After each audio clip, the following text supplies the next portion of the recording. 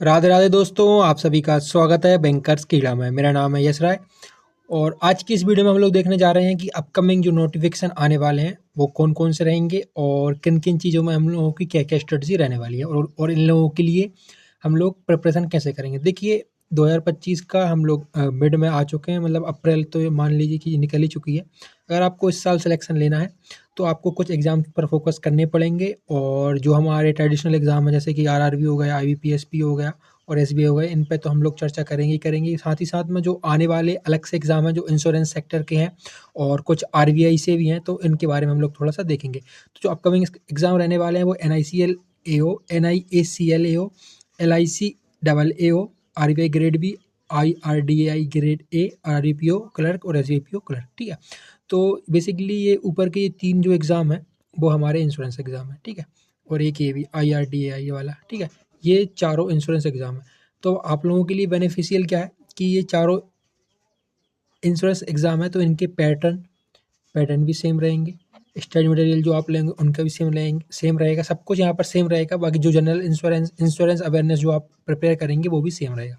और जो इनके नोटिफिकेशन हमको कब देखने को मिल सकते हैं, in the upcoming 4 month you may see all the notification very soon. और मेरा ऐसा मानना है कि आप सभी को ये आरआरबी पीओ से पहले को देखने को मिल जाएंगे इनके नोटिफिकेशन, ठीक है। अब हम बात करते हैं इनके, अगर इसके बाद हम आरबीआई ग्रेड बी की बात करें तो इसका चर्चा में है कि इसका ग्रेड ए आना है, ये बी आना है, तो इसको हम थोड़ा सा भी लेफ्ट कर देते हैं।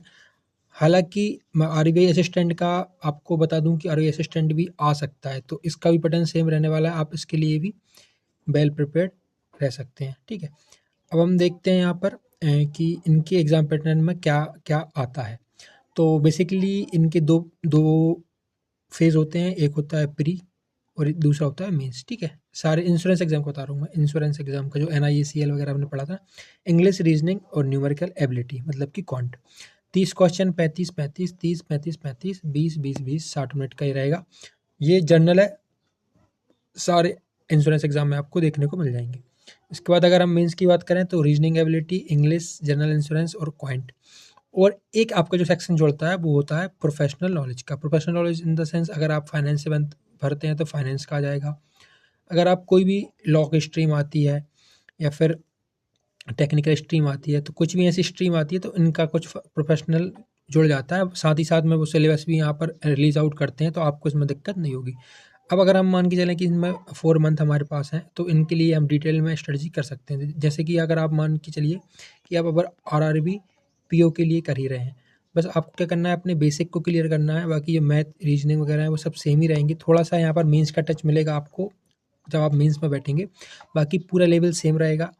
और जनरल अवेयरनेस की अगर हम बात करें तो इसमें जनरल अवेयरनेस ना आके आपकी इंश्योरेंस अवेयरनेस को पूछा जाता है, ठीक है। तो इंश्योरेंस अवेयरनेस के लिए आपको कहीं भी कुछ भटकने की ज़रूरत नहीं है। आपको फ्री ऑफ कॉस्ट मेरे ही चैनल पर आपको पूरे इंश्योरेंस अवेयरनेस की पीडीएफ वगैरह और लेक्चर्स वगैरह सब अवेलेबल करा दिया जाएगा। तो आपने अगर मेरे टेलीग्राम से ऐड नहीं है तो टेलीग्राम से ऐड हो जाइए। और जो बचा है हमारा क्या, लेटर राइटिंग और ऐसे राइटिंग, ये कॉमन रहता है इंश्योरेंस एग्ज़ाम में अगर आप बैठते हैं तो इनके लिए कॉमन रहता है। तो बस आप वेट किस चीज़ का कर रहे हैं, मुझे यही समझ में नहीं आ रहा कि आप जब नोटिफिकेशन आएगा जब आप इसकी तैयारी करेंगे क्या। आपको कुछ नहीं करना है, ना ही कोई पेड सोर्स लेना है। जो आप अभी तक करते आ रहे हैं बस उन्हीं पर आपको स्टक रहना है। और ऑलरेडी आप जिस भी बैंक की तैयारी कर रहे हैं उसके साथ साथ आप इनके लिए भी जा सकते हैं। बस मेन चीज़ आपकी यही जुड़ जाएगी, जो कि जनरल अवेयरनेस को हम यहाँ पर इंश्योरेंस अवेयरनेस बोल सकते हैं। और जो स्पेशल प्रोफेशनल नॉलेज रहेगा वो आपके लिए रहने वाला है, ठीक है। और इतनी रहेगी। बाकी अगर आप आरआरपीओ के लिए कर रहे हैं तो देख सकते हैं आप यहाँ पर आरआरपीओ के लिए सिर्फ 106 दिन बचे हुए हैं अभी। उसमें भी सेम ही सिलेबस रहेगा। क्वांट रीजनिंग रहेंगे 40 क्वेश्चन 40 मार्क्स के। बाकी देखिए क्वांट रीजनिंग इंग्लिश हिंदी, इसमें सिर्फ कंप्यूटर एक एडिशनल ऐड हो रहा है, बाकी जीए भी आपको करनी पड़ेगी। सेम चीज़ आपका ये इंश्योरेंस सेक्टर में जो एग्ज़ाम पूछ जाते हैं वो है। The main and the best thing is the कि इन सारे जो एओ वाले एग्ज़ाम है इनकी सारी 1 लाख प्लस आपकी सैलरी रहने वाली है। तो आई थिंक कि this is the enough motivation for you guys. If you want to prepare for this exam, kindly grab your attention and focus your preparation. So एक छोटी सी अपडेट थी कि आप इनके नोटिफिकेशन का वेट मत कीजिए, नोटिफिकेशन आ रहे हैं नो डाउट, क्योंकि इंश्योरेंस सेक्टर में अभी बहुत सारा ये डोमिनेंट मतलब थोड़ा सा अंडररेटेड चल रहा है। तो उसको थोड़ा सा रिक्रूटमेंट इनकी फास्ट करनी पड़ेगी। L I C double A ओ की अगर मैं प्रीवियस रिक्रूटमेंट की बात करूँ तो 2021 में आई थी, तो ये 2021 में कि 23 में आई थी।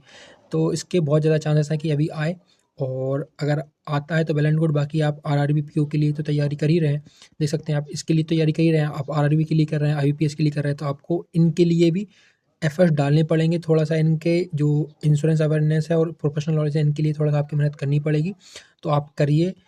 और भी अगर आपको कुछ डाउट हो तो आप मुझसे कमेंट में बता सकते हैं। बाकी आप टेलीग्राम जॉइन कर लीजिए। जब तक के लिए keep watching, keep subscribing, keep loving. Radhe Radhe दोस्तों।